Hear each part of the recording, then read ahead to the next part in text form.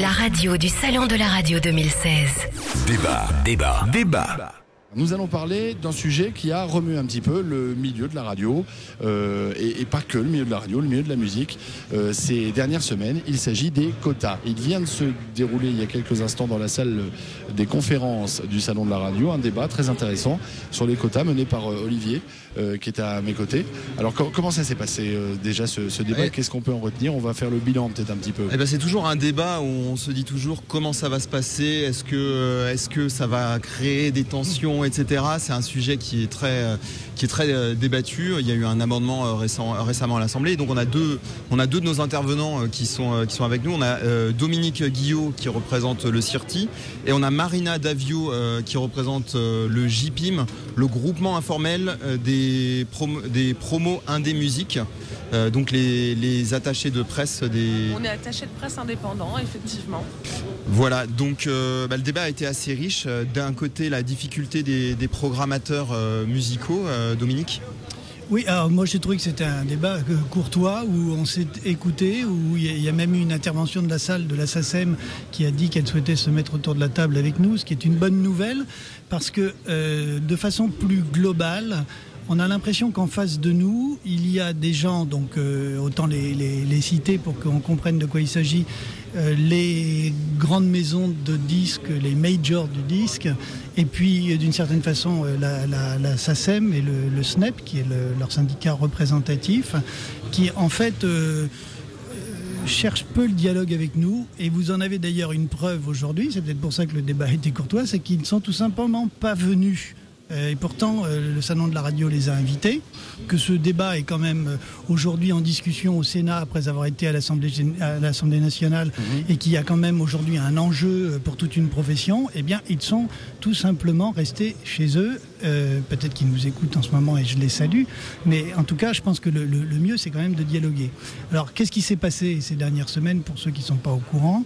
Il y a eu donc dans le cadre de la loi création à l'Assemblée nationale ce qu'on appelle un amendement sniper ou un amendement cavalier, c'est-à-dire en fait un amendement qui a été proposé par quelques députés qui probablement ont eu la plume bien inspirée sur les quotas de chansons françaises, qui est une loi qui est appliquée en France depuis 20 ans et dans laquelle ils ont estimé qu'en fait un certain nombre de radios diffusaient de façon trop systématique les mêmes titres, qu'il fallait diversifier la diffusion radiophonique de chansons françaises. Oui, ce qui a émergé de ce débat aussi, c'est une vraie volonté de dialogue et notamment peut-être un rôle à jouer pour le CSA dans ce Alors rôle. Ça, c'est ce que nous demandons depuis le début. Nous sommes régulés, nous sommes une profession qui doit rendre des comptes à l'autorité de régulation, Conseil supérieur de l'audiovisuel, dans tous les domaines, puisque au départ, nous signons une convention qui est un contrat dans lequel nous nous engageons sur un certain nombre de démarches, sur le format de notre radio, sur nos ressources publicitaires, sur notre diffusion, sur la composition de notre capital. Donc c'est un vrai contrat avec l'autorité de régulation. Nous, ce que l'on demande, c'est de continuer à avoir comme interlocuteur l'autorité de régulation et non pas les parlementaires ou la loi qui voudrait faire notre métier à notre place, c'est-à-dire nous dire non, là, il faut que vous arrêtiez de diffuser tel titre parce que vous l'avez trop diffusé, il faudrait que vous en diffusiez un autre, voilà. Alors même que depuis 20 ans, et tous les chiffres, notamment chez Kantar, qui est un peu le tiers de confiance dans cette affaire, le montrent, la diversité de la production française est bien représentée à la radio, même si on peut toujours mieux faire, je suis d'accord, et notamment du côté des producteurs indépendants, mais c'est clair. Ce que vous dites aussi, c'est que la production musicale aujourd'hui n'est plus en adéquation avec cette loi sur les quotas qui a 20 ans d'existence. Il y a un chiffre qu'il ne faut pas perdre de vue, qui est quand même essentiel dans ce débat, c'est qu'entre 2003 et 2014, c'est pas nous qui le disons, ce sont les chiffres de l'industrie phonographique, il y a moins 50% de production francophone. Moins 50%. Donc un choix nettement moins important pour les programmateurs. Voilà. Et d'ailleurs, dans les 6500 titres francophones produits en 2014, je crois qu'on en a diffusé 5500. Donc vous voyez, on n'est pas trop mauvais quand même. Oui. Alors ça, c'est votre point de vue. Oui, alors Marina Davio, vous avez parlé... Mais nous ne sommes pas opposés en réalité. Non, pas du tout. Et Marina, je crois que vous avez souligné les difficultés aussi pour les artistes indépendants d'émerger dans une certaine dans une certaine masse de titres qui sont proposés par les majors pour les artistes indépendants. Tout à fait. Je pense qu'il y a une pression indéniable des majors sur l'industrie et du coup les médias, parce que je peux comprendre d'une radio commerciale qui veut ses points d'audience et qui a besoin d'un artiste forcément de renommée qui tourne dans des zéniths avec beaucoup de public et beaucoup de marketing derrière. Il va chercher forcément, si on lui propose un artiste qui est signé en majeur, il va se dire c'est cet artiste-là, il va passer également à la télé, il va passer là, il va avoir des affiches 4x3 dans le métro, et moi en fait mes auditeurs de toute façon ils vont vouloir entendre cet auditeur là et je vais c'est cet artiste là et je vais vouloir rester sur cette radio là, mais ça empêche la diversité musicale, sachant que en plus il y a des playlists qui des fois font 80 titres. Moi ce que j'essaye simplement de défendre, c'est que le quota, alors il y a certaines esthétiques, je pouvais comprendre le collègue de Fun Radio tout à l'heure qui dans certaines esthétiques dance où c'est difficile d'avoir une production française et de l'expression française. Oui. Ça, je peux aussi l'entendre. Ça, pour une certaine catégorie de radio, ça reste un problème important, ça, quand même. Mais pas tous. Enfin, il y a encore beaucoup de productions françaises et de chants en français, notamment chez les indépendants, qui représentent quand même 60 à 80% du marché du disque. Il faut savoir qu'ils produisent, si on englobe tous les indépendants, c'est plus gros qu'une major. Et il existe, et ce ne sont pas forcément des indépendants qui sont des amateurs. On ne parle pas d'amateurs, on parle de personnes, d'artistes qui vont vendre peut-être 3000, 4000, 5000 albums, mais et qui sont intermittents, qui vont tourner, qui vont être dans des SMAC de 300, 400 places, ils vont faire des tournées comme ça. Et le problème pour eux, c'est de passer au stade supérieur. Et pour passer au stade supérieur, en termes de médiatisation, il nous faut plus de prog manuel. Si je puis me permettre, de la playlist. C'est peut-être l'exception qui confirme la règle, mais tout à l'heure nous recevions Tibbs et Sophie Tapie. Tibbs nous disait qu'il était dans une major et que lui ne se préoccupait pas trop de ça parce que c'était le boulot de la major, grosso modo, de le promotionner sur les radios. Sophie Tapie, c'est l'exception peut-être qui confirme la règle, je le répète, mais nous expliquer qu'elle n'est pas dans une major, qu'elle en est à faire elle-même la facturation de ses musiciens, c'est ce qu'elle nous disait tout à l'heure, et ça n'empêche pas Sophie Tapie de passer sur plein de radios, notamment les radios indépendantes, locales et régionales. Elle est en forte rotation sur ces radios-là. Mais j'ai énormément d'artistes qui sont sur des radios indépendantes et j'ai énormément de playlists. Mais elle passe aussi sur de grosses radios nationales. Hein. Oui, mais en programmation manuelle. Moi, j'ai des artistes qui passent sur FIP, c'est pas des grosses rotations.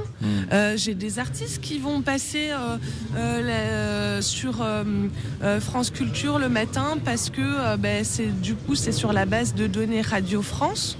Donc, il y a des ingé-sons ou des attachés de prod qui doivent en fait passer un peu de musique. Et ils en passent à la main. Mais ça... Par contre, c'est pas après comptabilisé tout ce qui est programmation manuelle, c'est pas comptabilisé à la SACEM. Du coup, c'est pas dans les grosses rotations et les grosses playlists. Bon, ce qu'il faut, excuse-moi, voilà, pardon. Ce qu'il faut comprendre dans le sujet qui nous occupe là, c'est que en fait on n'est pas au cœur d'un métier normatif. C'est-à-dire il n'y a pas la recette qui fait que vous allez faire de l'audience et un format de radio qui s'imposerait à tous. Oui. Donc Kantar a fait une étude de ce point de vue, à mon avis très intéressante, sur la diversité de la programmation des radios dans le paysage radio en France. Et en fait, il apparaît que les radios indépendantes, alors comprenons bien au sens où moi je l'entends, c'est-à-dire les indé-radios, ceux qui sont dans ce GIE et qui en ont qu'un. Non, il n'y a pas la Ferrarock là-dedans, justement. Il y a les indépendantes privées. Les indé-radios, c'est-à-dire ceux qui sont dans le GIE, qui se commercialisent ensemble et qui ont donc un modèle économique qui leur permet d'avoir une vraie politique d'élargissement de leur diffusion, de production, etc. Eh bien, le rapport en moyenne, s'il s'agit de moyenne, puisque nous sommes 140 adhérents, entre un réseau national que je citerai pas, mais enfin les grands réseaux musicaux nationaux et une radio des indés, c'est un rapport de 1 à 20 en termes de nombre de titres diffusés. Voilà. C'est un rapport de 1 à 20. Pourquoi ? Non pas parce que nous serions les chevaliers blancs de la diversité de la production francophone française, c'est que simplement pour trouver chacun notre place dans ce paysage radio qui est un équilibre général mais précaire, il faut bien que chacun se distingue. Et en fait, assez naturellement, nos radios donc explorent des voix qui sont sûrement parfois les vôtres, parfois d'autres voix. Et on ne peut pas imaginer qu'il y ait un format et tout le monde derrière. Et c'est un peu ce que veut faire le législateur, encore une fois, certainement instrumentalisé par des gens qui nous racontent une histoire qui n'est pas la réalité. Ce que vous dites était dû aussi au fait qu'on passe pas forcément, on n'écoute pas forcément la même musique quand on habite à Lille que quand on habite à Toulon. Donc voilà. Et puis moi par exemple je suis le patron d'une radio qui s'appelle Africa numéro 1 qui en plus si j'avais simplement à faire les quotas de chansons françaises, en fait je les ferais paradoxalement facilement parce qu'il y a beaucoup de production en Afrique qui est francophone, mais on voit bien que ça n'a aucun sens. Ça n'a aucun sens de se dire quelqu'un qui va chanter en soninké va pas pouvoir passer parce qu'on a trop de chanteurs français, il n'y a plus de place pour lui. Ça n'a aucun sens parce que ce qu'il faut dire dans cette affaire et que tout le monde n'a peut-être pas saisi, c'est qu'on ne parle pas aujourd'hui de production française ou francophone, pas du tout. La loi sur les quotas, c'est la langue française.